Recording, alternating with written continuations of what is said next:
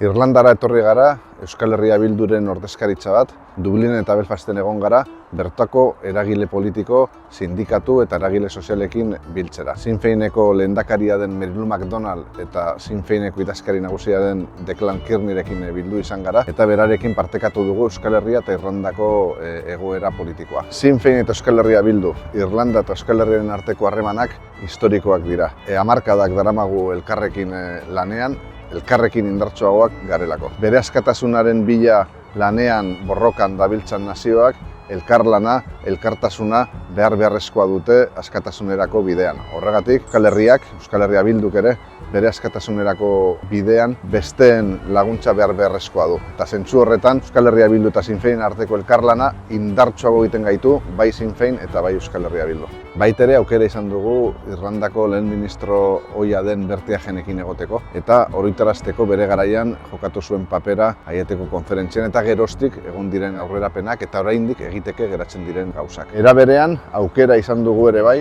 Irish Congress of Trade Unions, ICTU, sindikatuen konfederazioarekin elkartzeko eta Irlanda zein Euskal Herriko egoera sozioekonomikoaz berba egiteko.